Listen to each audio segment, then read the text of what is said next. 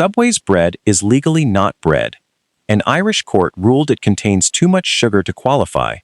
McDonald's ice cream machines break down so often that the real reason involves a company that paid millions to keep them broken on purpose. And one fast food chain on this list built its entire identity around a lie so fundamental that the company has never publicly admitted it. Today we are going through every major fast food chain, the real origin story, the thing they do not want you to know, and the moment each one almost collapsed entirely. Stay until the end, because the lie at the center of the last chain on this list is bigger than most people realize. McDonald's. The story most people know about McDonald's is wrong. Ray Kroc did not found McDonald's. Two brothers named Richard and Maurice McDonald did, in San Bernardino, California, in 1948. Their system was revolutionary. A small menu, an assembly line kitchen, fast service, consistent food.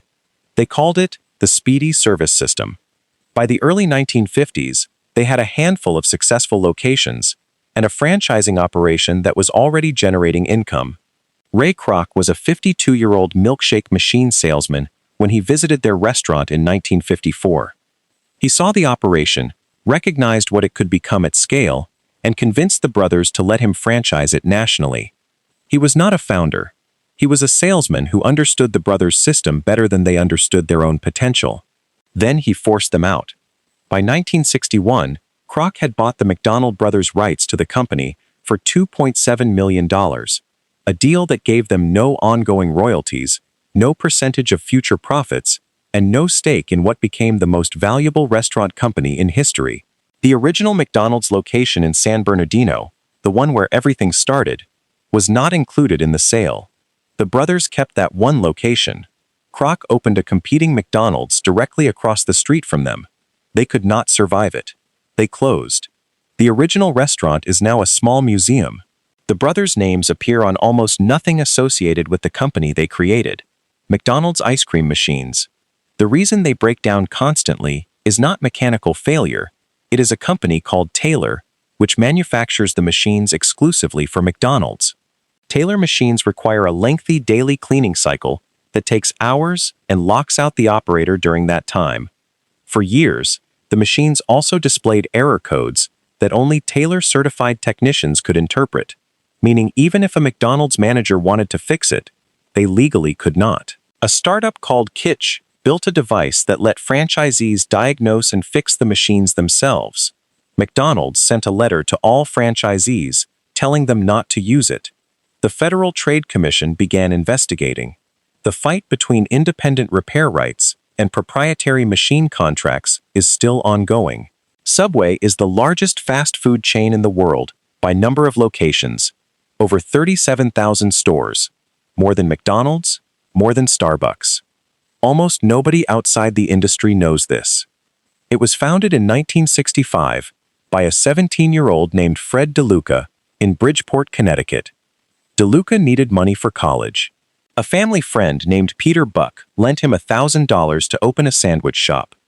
They became equal business partners. DeLuca ran the business. Buck provided capital.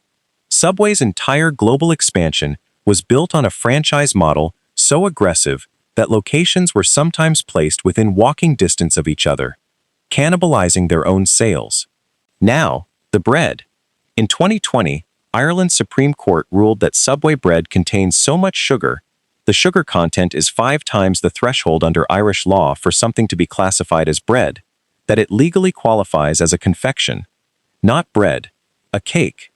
For tax purposes, Subway's bread in Ireland is in the same legal category as a birthday cake. Subway argued the ruling was wrong. They lost. The tuna. In 2021, a lawsuit was filed in California claiming that Subway's tuna sandwich does not contain tuna. Lab testing commissioned by the New York Times found no detectable tuna DNA in samples. Subway denied it. The lawsuit was later dismissed, but Subway never fully explained what the lab results showed.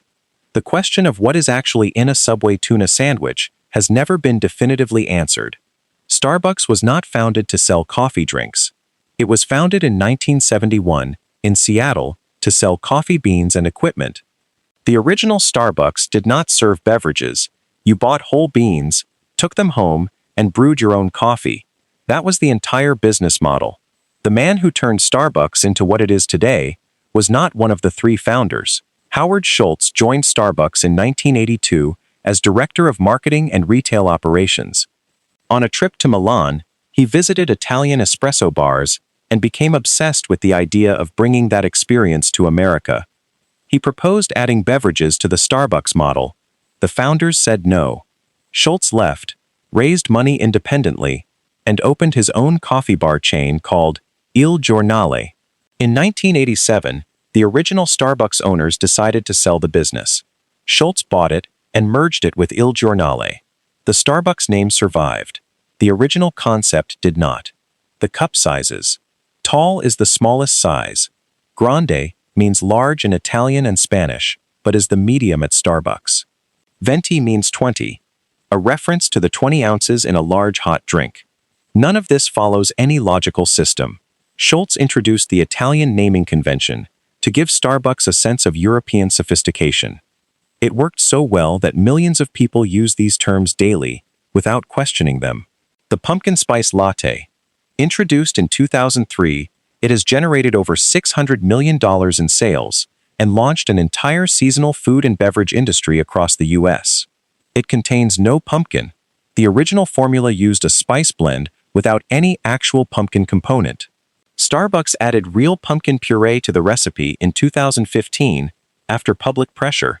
For 12 years, the most popular pumpkin product in America contained no pumpkin.